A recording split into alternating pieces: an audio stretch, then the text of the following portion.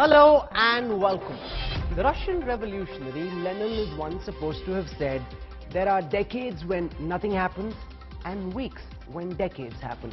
2020 has been a year which feels like a decade, and we still have about 45 days to go for this year to end. To talk about life in the post-pandemic world, I'm joined on the India Today Newstrack by one of the world's leading public intellectuals, foreign policy guru and best-selling author Fareed Zakaria. Fareed is out with his new book, 10 Lessons for a Post-Pandemic World, and this Diwali weekend, I wanted to speak to Fareed to get his sense of where the post-pandemic world is going and what we need to do to stay on top of the decadal shifts that are currently underway. Fareed Zakaria, welcome and wish you a very happy Diwali. Happy Diwali to you as well, Rahul. Always a pleasure to talk to you. So great to have you with us. I want to start, Fareed, by asking you about the US election results. We currently have a situation where, despite having lost the election, Donald Trump is refusing to step down. How far do you think he's going to drag his refusal to accept the election verdict? This usually happens in tin pot countries. Now it's happening in that one country which used to be an example of what a good democracy is worldwide. Well, look, there is a process which allows him to do this, so it's not so far that he's done anything illegal. You know, the really important distinction to make here with Donald Trump is democratic rules and laws on the one side and democratic norms and values and culture. So he is violating every norm in the book. He is violating every precedent. You know, almost all former candidates of either, you know, whether incumbent or not, have conceded before the statistical tally was final. But he wants to exhaust every possible chance. I think he's really flailing about it this time, hoping for some kind of, you know, miracle to take place. Probably, by the way, raising a huge amount of money, which essentially goes into a slush fund that he can use for whatever purposes he wants. But it won't change the outcome. The transition of power in the United States is a legal constitutional process that does not depend on the President of the United States, you know, accepting it or conceding. Those are all matters of good manners. Trump does not have good manners. It doesn't matter. He will be out of office in January. But what the verdict does show is how badly divided America is. Joe Biden won a historic 74 million votes. But despite everything he did, Donald Trump ended up with 70 million plus votes. What does that suggest to you about the fractures that have engulfed America? You know, it's something that's happening everywhere in the world, Rahul, and I think even in India. You are getting political divisions that are no longer purely political, but they are really cultural divisions. So if you look at the biggest divide in America, as somebody put it very well in the Atlantic magazine, the big divide is no longer about race, it's no longer about economics, it's about diplomas and density. In other words, if you live in a densely populated area and you have a diploma of some kind, you likely voted for Joe Biden. If you live in a sparsely populated area and you don't have a diploma, you likely voted for Donald Trump. So when you have these cultural and class divides, they are much harder to bridge. They are much more rooted in almost a kind of tribal identity. So people can't imagine voting for the other side, no matter who the candidate is. They have decided that as people who live in the South, who live in small towns, who have a kind of working class background, they are just never going to be Democrats. And the same is true for the urban, multicultural, you know, college-educated person in New York or San Francisco or Chicago. That person is never going to vote Democrat. And as you know, you see this urban-rural divide in India as well. You see this resentment of a kind of educated class of, you know, people who see themselves as technocrats and experts in India as well. It's happening all over the world. It's very destructive to democratic politics, because a lot of democracy is about, you know, compromising and accepting that the other side has a legitimate role to govern when you lose. Joe Biden says he wants to be president not just for those who voted for him, but equally for those who didn't vote for him. To what extent do you think Biden could succeed in healing these wounds and trying to bridge this wide gap that's now engulfed the US? Look, leadership always matters. The skill of a political figure always matters. As I say in my book in the last chapter, nothing is written. These issues can be. Human beings have the choice and the ability to make very large differences in their countries, but it will be tough. Look, you're up against a lot of structural realities. Politicians respond to incentives more than they do to warm talk about harmony and peace. And the problem is that the incentives for Republicans right now is not to cooperate. That's where these parties have become so polarized that the idea of compromising with the other side is seen as almost a kind of weak surrender. And so instead, what they will try and do is fight. If anyone can do it, it's Biden. He's, I think, even more than Lyndon Johnson, he has the longest congressional experience of any political figure ever elected to be U.S. president. He has a 40-year career in the Senate. So he has a chance, and he knows all these people intimately. But, we've gotten a stark reminder that in politics, your political survival is more important than incentives. Lindsey Graham, one of the president's strongest allies in the Senate, did a video a few years ago basically saying that Joe Biden was the nicest human being he had ever met, and that if you didn't like Joe Biden, there was something wrong with you as a human being. So decent a man was Joe Biden. Well, that video surfaced during the campaign, and of course Lindsey Graham didn't change his absolute hardline opposition to Joe Biden, claiming that he's going to investigate him and his son for corruption, claiming he's going to put them in jail, all kinds of things. It's a good reminder that when a politician chooses between his survival and his values, alas, survival wins. How is Joe Biden's approach to India likely to vary from what we've seen from President Trump over the last 4 years? There is largely a bipartisan consensus when it comes to India, but there are concerns about which aspects of the relationship will stay the same and which are likely to change. I think broadly this will be an area of continuity, actually.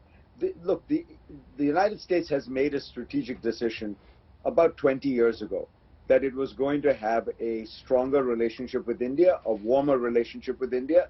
And it really begins with the Clinton administration. It goes through Bush, Obama, and Trump.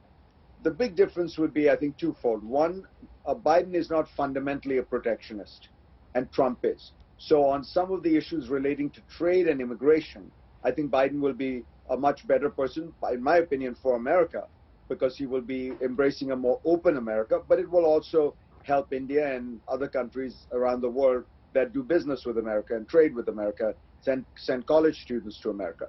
The other big difference, I think, is Biden will be much more engaged than Trump. I mean, the truth of the matter is, Donald Trump really did not do much as president. There were a few areas where he got involved, a few high-profile kinds of things like the North Korean negotiations that went nowhere because he convinced himself that he could get a Nobel Peace Prize if he were to pull it off. But other than that, day to day, if you were to say what is the Trump policy toward India, there is no policy. I mean, he likes Modi, he's done a few political events with Modi, but that hasn't translated into a systematic strategic policy. You're more likely to see that from Biden, who has been advised by a group of very seasoned people. But broadly speaking, the administration remains, the Biden people remain very well disposed towards India. The problem in this relationship is that the Indians haven't figured out what they want. The last time the Indians made a big ask of the United States, it was a gigantic ask, which was the nuclear deal, asking that the U.S. reverse 30 years of policy, sanctions, break a norm that it has been trying to impose around the world, and the U.S. said yes. So the track record is that if India gets its act together, figures out what it wants, and makes a big request, an ask of the United States, it is likely to be granted. The problem is India does not seem to.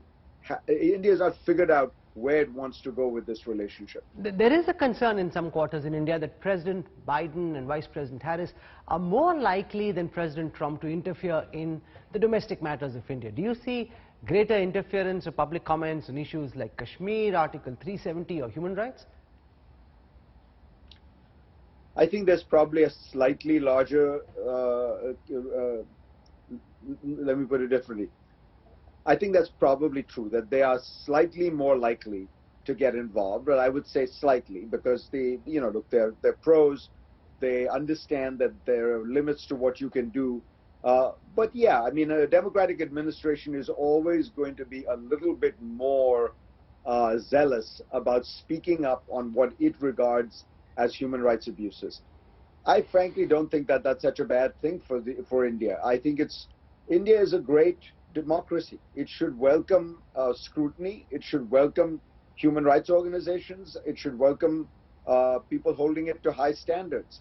That's one of the sad things I've seen in India over the last few years has been expelling foreign human rights organizations and non-governmental organizations and foundations.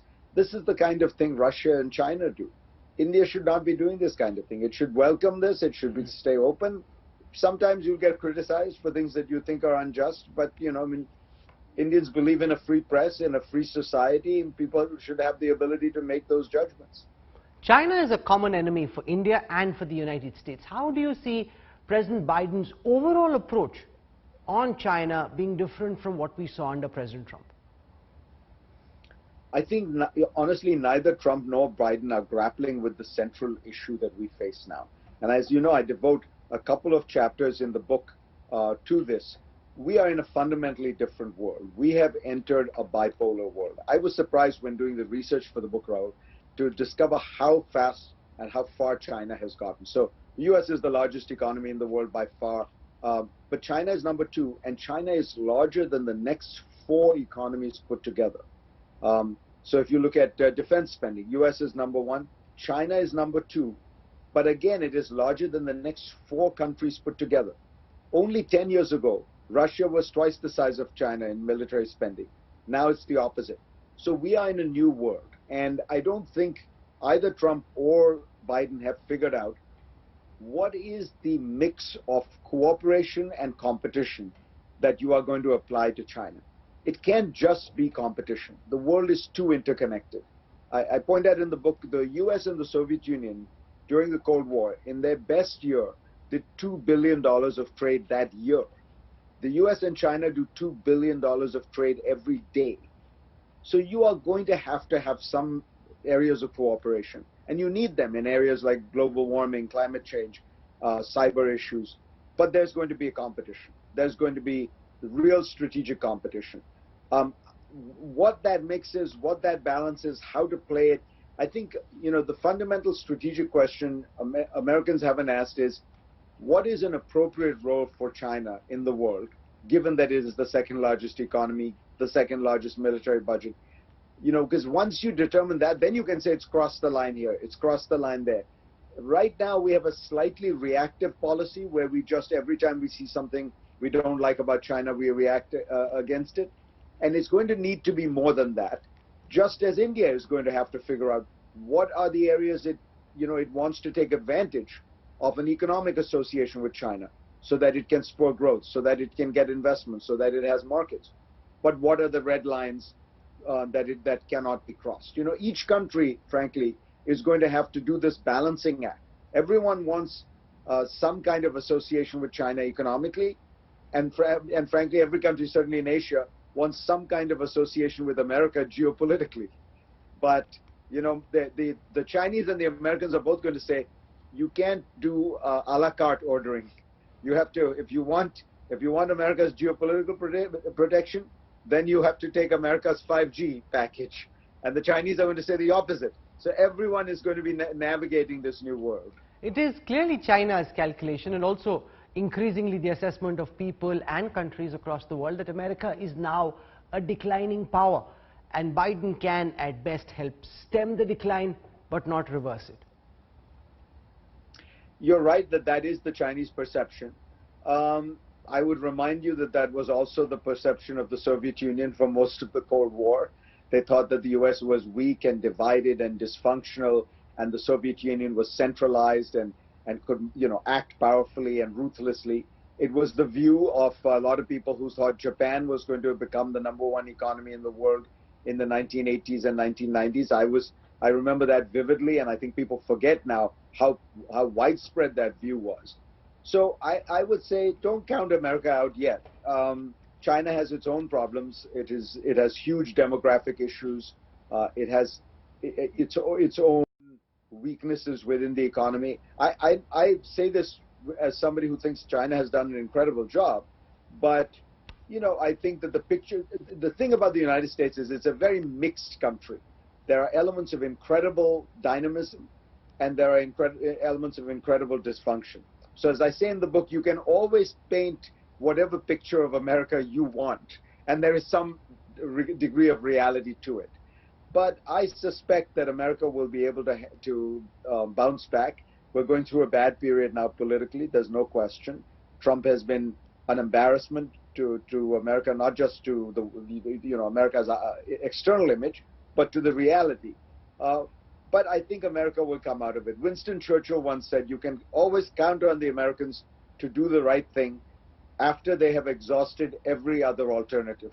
We're currently exhausting all the alternatives. But let's go back to your book, because when you describe the decline of the British Empire, you speak of a series of missteps, the World War, and all of what Britain did over the 20th century in the initial years, which finally just exhausted the British Empire.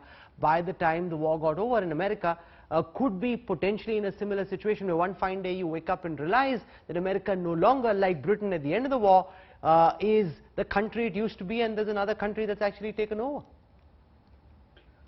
It's a great point. Look, the easiest thing the Brits could have done, by the way, to stay vibrant and vital would have been to give dominion status to all of its empire in 1900, which was what was being asked. From Ireland to India, all those places would have had very fond and close relations with Britain economically. There would have been no independence movements. Britain would not have gone through the hell of the decolonization. But it was unable to. It had to cling to power. But that's the crucial issue of why this is different. Britain was, in the 1940s, 4% of global GDP. It was a tiny island off the coast of Europe, running this vast empire, and it believed, rightly or wrongly, that its power all derived from that vast empire. And by the end, the empire cost it huge amounts of money, and so it started to hemorrhage as it paid up its debts from the wars. U.S. is totally different. U.S. is 20%, 22% of the world economy. By the way, what was the U.S. in 1965? About 22, 23% of the world economy. U.S. share of the global world economy has not dropped that much. So it's not difficult to imagine the U.S. being able to stay vibrant. I take your point, but I guess what I'm saying is structurally, the U.S. remains very powerful. It can make policy errors, and most importantly, it could turn inward. If it turns inward, then it no longer is a global leader, not because it's not rich, but because it's not engaged, it's not active, it's not shaping the global agenda. Instead, it is ceding it to China. As I say in the book, the WHO is the perfect example of this. Whatever the mistakes of the WHO, and they're real, the US, by choosing to withdraw from it, is essentially leaving the field open for China to dominate the WHO. Instead, what it should do is actually double up and say we're going to reform the WHO, make it possible for it to have stronger enforcement mechanisms, and we will even increase funding rather than decrease funding. So that's a choice. US can easily afford it. Let's spend a moment talking about the challenges posed by China in an Indian context, and how a Biden presidency would look at the build-up along the India-China border and the possibility of an armed conflict. Yeah, this is one of the most puzzling things about what is happening in China right now. Is why it is flexing its muscles militarily. Not just with India, as you know, it's happening with Vietnam, with the Philippines, with Japan to a certain extent. I think the only explanation I can come up with is that Xi Jinping really represents a marked shift in China's worldview. That, there's a very good book out called The Three Revolutions, and it talks about the Mao Revolution, which reoriented China domestically and internationally, the Deng Xiaoping Revolution, which reoriented China, and now the Xi Jinping Revolution. And Xi believes in a stronger state in terms of the economy, not so much market economics. He believes in a stronger Communist Party, and he believes in being tougher externally. So with India, I think what was happening there is that the Chinese decided they had to make clear to India, which they believed was essentially establishing some facts on the ground in what is, in their view, disputed territory, that they would react very strongly to that. I think the Biden administration will probably take essentially the same view as the Trump administration or the Obama administration before, which was, broadly speaking, it pushes back against these Chinese claims. It does not accept them. It believes these issues should be negotiated bilaterally, but it does not approve of the use of force. But it's not going to get too centrally involved in a dispute between India and China. Part of the reality of India being as large as it is and as significant as it is that the United States is not going to, to involve itself. You may remember that at the beginning of Trump's administration, he offered to negotiate the Kashmir issue with the Indians and Pakistanis, which was a one more demonstration of his absolute ignorance about foreign policy, not realizing that this was, of course, a long-standing Pakistani demand that Indians had never acquiesced to. Of course, it went nowhere. As with everything Trump says, it was just hot air, designed to get him through the moment, so that he sounded like he knew what he was talking about on a subject. And when he realized he said the opposite of what U.S. policy was, he quietly retreated. So I think the Biden people are more aware. They are less likely to make those kind of mistakes. And they will, this is fundamentally going to be one that New Delhi is going to have to negotiate with Beijing. There will not be an American dimension to it. What's your best sense, sitting where you are, of how this current India-China conflict is likely to end? Do you see a military escalation? Do you see a peaceful resolution? What would it take for the Chinese army to go back? Or do you think a military conflict is inevitable? I think it is not inevitable. I think that Prime Minister Modi seems aware that it is not, it would not be an ideal situation for this to escalate. And he's actually, even though there's a certain amount of tough talk and rhetoric, I think he's actually trying to lower the temperature rather than raise it. Now, what is going to happen is, I think you are going to have more geoeconomic and geostrategic competition between India and China. So, things like the ban on Chinese apps. There are going to be, certainly in technology, two ecosystems in the world: a Chinese ecosystem and a non-Chinese ecosystem. India will clearly be part of the non-Chinese ecosystem. What I think the Indian government should do is to think more imaginatively, more boldly about that, and say, what we want, this should be the next great Indian demand from the Biden administration. We want a comprehensive strategic economic relationship that involves energy, that involves technology, and that involves investment.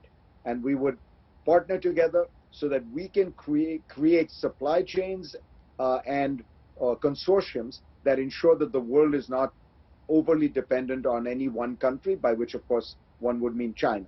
So India could be a key component in the alternative to Huawei, the Chinese 5G provider. India could be a key component in solar, in wind, in hydrogen and fuel cells, so that the Chinese do not dominate that one space. And that could be, the argument could be, the world deserves a diversity of supplies and a diversity of choices, and India wants to play its part.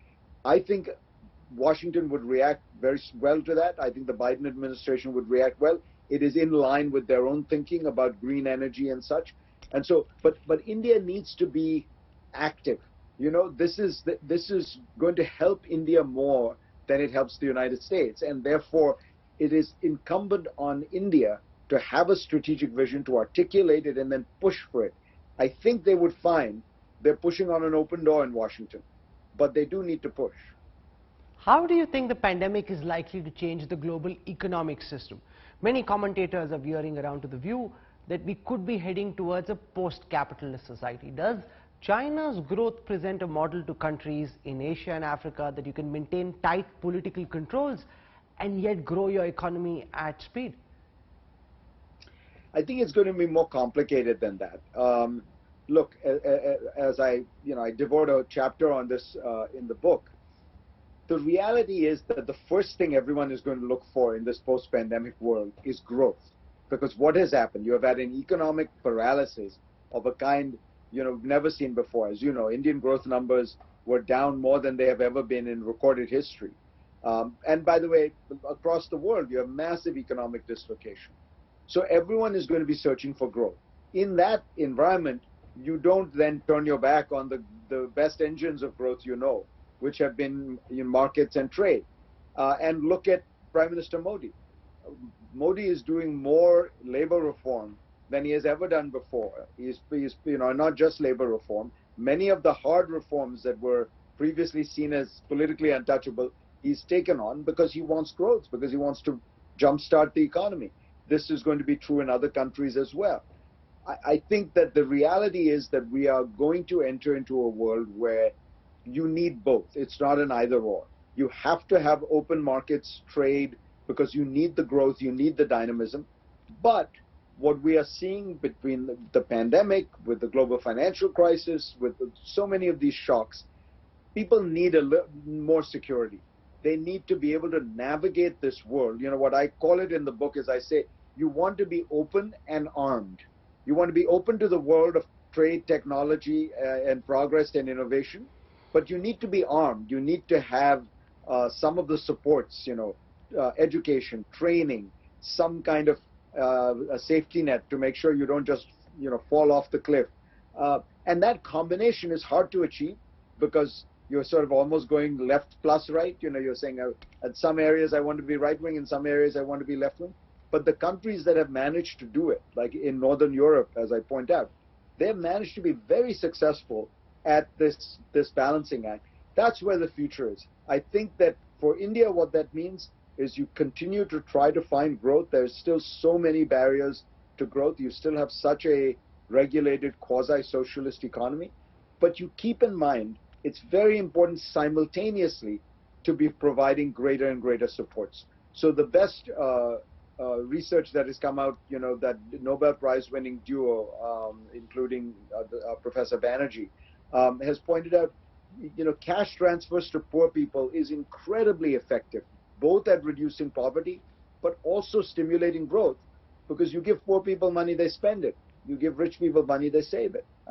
So there's a win-win here if we can adopt it. Well, but the Indian government's approach at this moment is different from the Abhijit Banerjee Esther Duflo approach, but that's a different debate. You make the point in your book that people... But let me say one thing. Yes. It's a very important point, Rahul. You're absolutely right. And the reason is this. Every government in India likes political power and patronage and control more than they do actually solving the problem. And unfortunately, that's true of this government. I don't claim it's unique, but that's been the biggest obstacle to really, for example, reforming the financial sector. Every government wants the power that comes with patronage and control and all this license quota Raj. No, but can I flip it to say that the government's approach when it comes to the philosophy that drives its economics is to empower people, empower corporates, ensure that there is financial help for job creation, because they believe that's more sustainable rather than a cash handout which comes into your bank, you spend it and it's gone, and then you're back to being needy again. Yeah, the problem with that is you just can't scale it. So if you look at the numbers of people you're talking about in India, the incentives for job creation are going to affect maybe 10% of the population that you really need to get to. So, by the way, those incentives are fine. But the reality is that, with very modest amounts of money spread thinly across the entire population, you can achieve something. One of the things that the Duflo and Banerjee found, and this is based on detailed experimentation, is when you give poor people, desperately poor people, a little bit of money, it's not like they lose the incentive to work. You know, somebody making $3 a day does not lose the incentive to work because you give them one extra dollar. They're still pretty desperate and poor and driven and hungry, and they will keep working. You make the point that people should listen to experts and experts should listen to people. I find this fascinating, especially in the context of the pandemic or the elections. There were alarming projections about the number of possible fatalities because of COVID, most of which went wrong.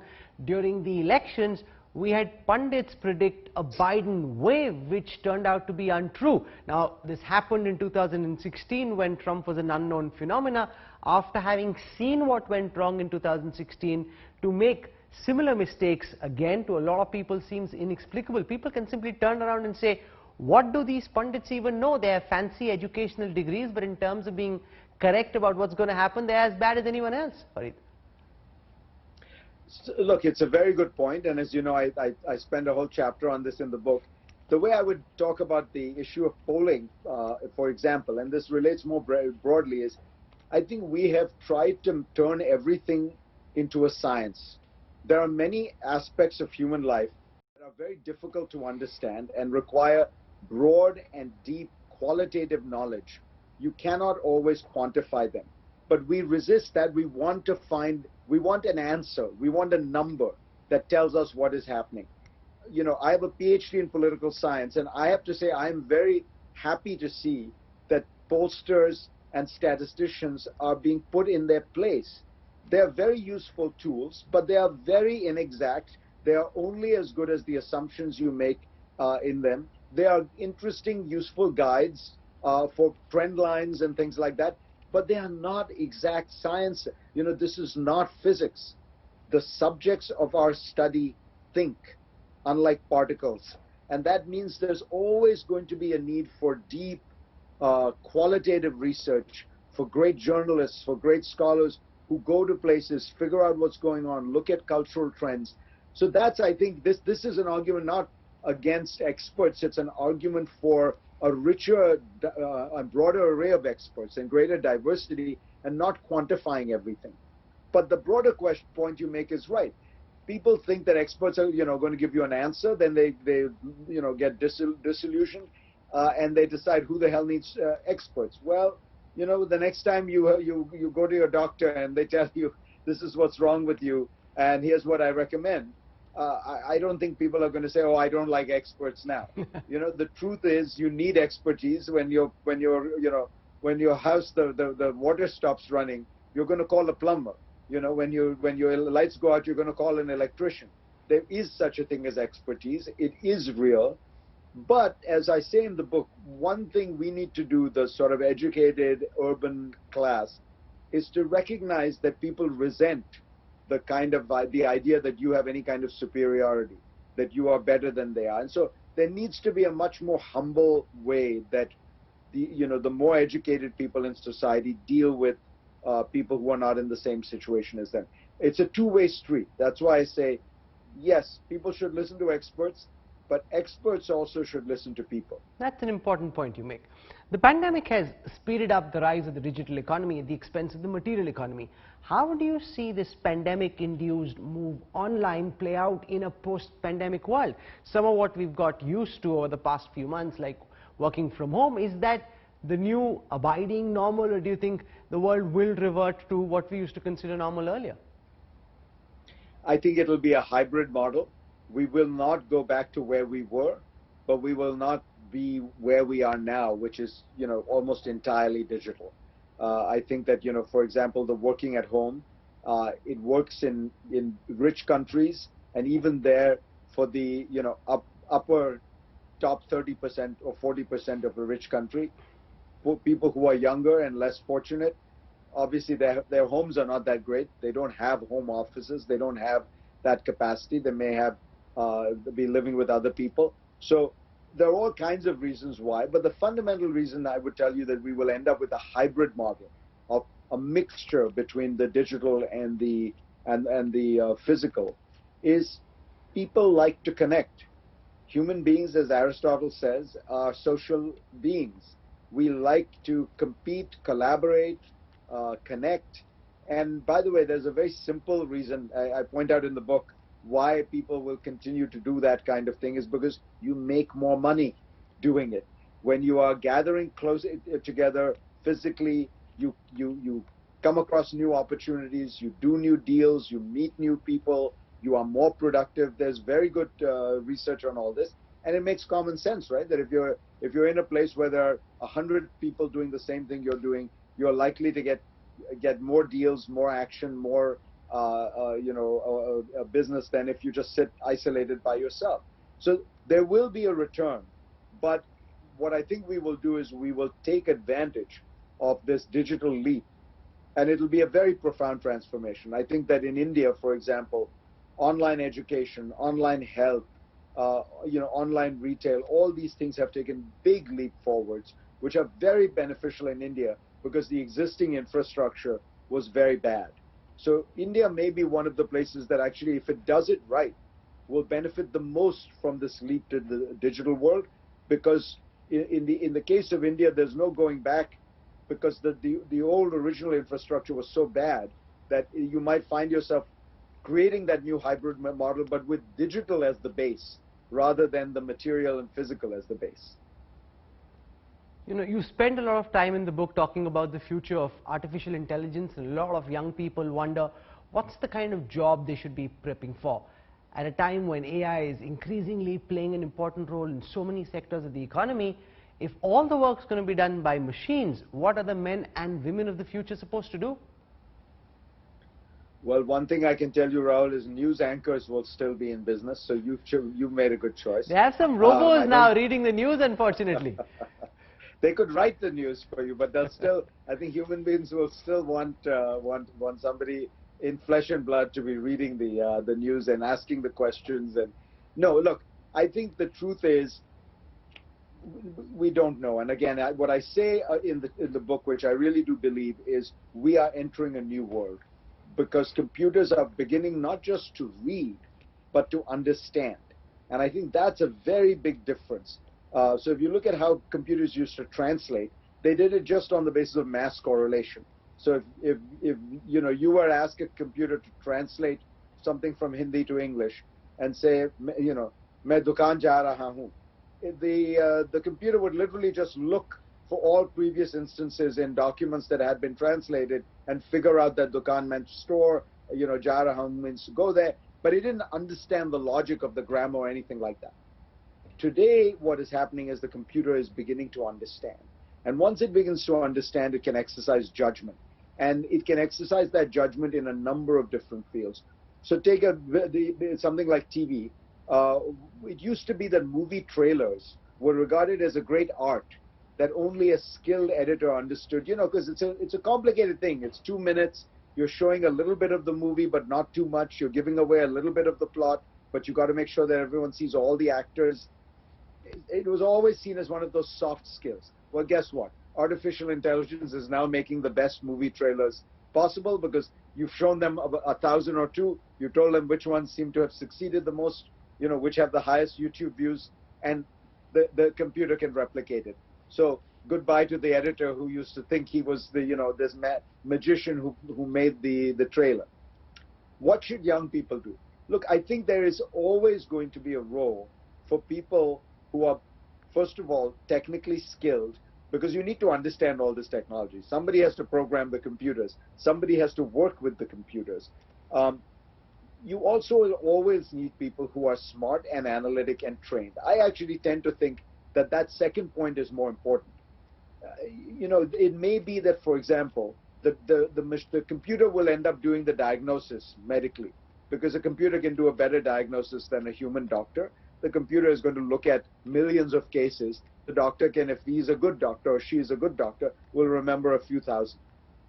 But then is the big challenge of how do you communicate this diagnosis to the patient? How do you get the patient to observe the new regimen? How do you get the patient to take the medicines? How do you interact between the recommendations of the computer diagnosis and the realities of the life of this patient? So the doctor becomes, in a sense, more of a life coach, a person who is using the computer as a crucial input, but fundamentally part of that softer structure of advice in human relationships. That's why I say in the book, the irony here is that the greater and greater power computers get, maybe it makes us all more and more human because it emphasizes those softer qualities that we have as human beings: judgment, empathy, connection, that the computer can't do. And finally, what's your view of the globalization project? More and more countries are turning nationalistic, putting up economic barriers. Is the globalization project dead in the post-pandemic world?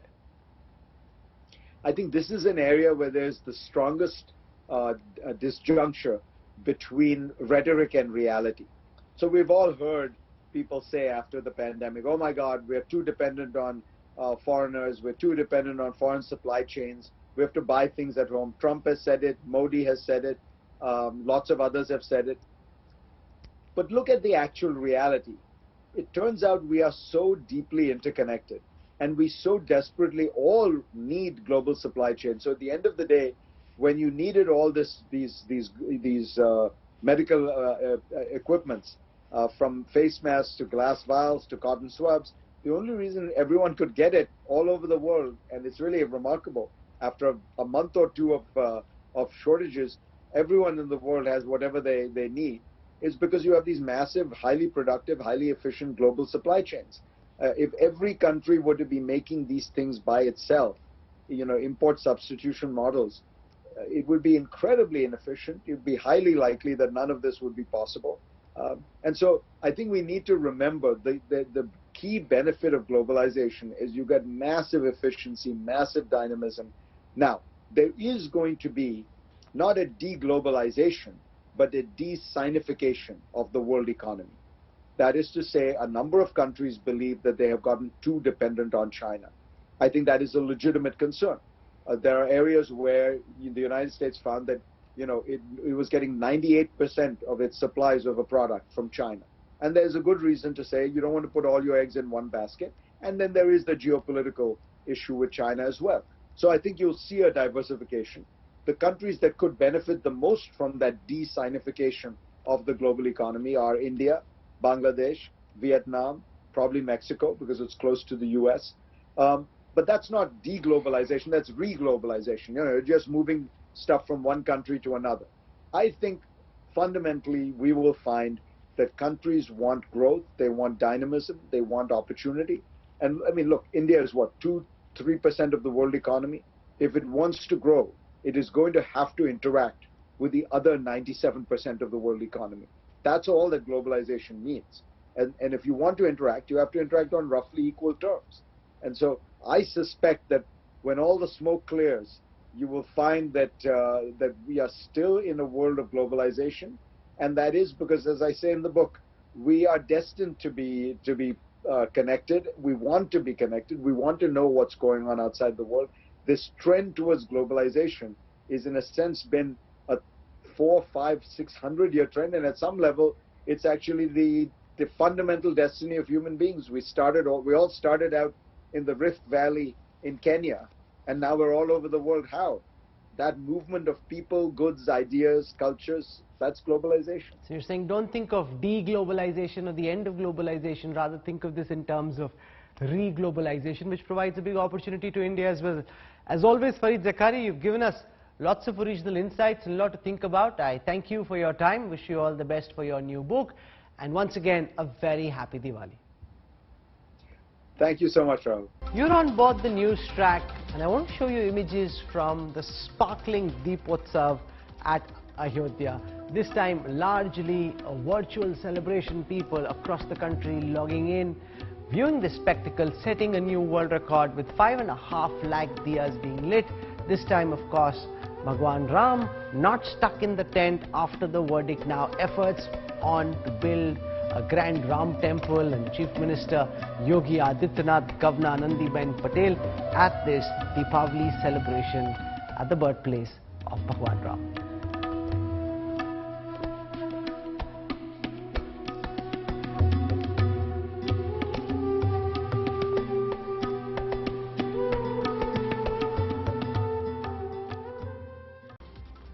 Here's wishing each one of you a very, very happy Deepavali. I hope you have a sparkling year, putting the memories of 2020 behind and march into the new year with new vigor. Lots of love. Best wishes. Thank you for your time and your trust. I'll see you on Monday.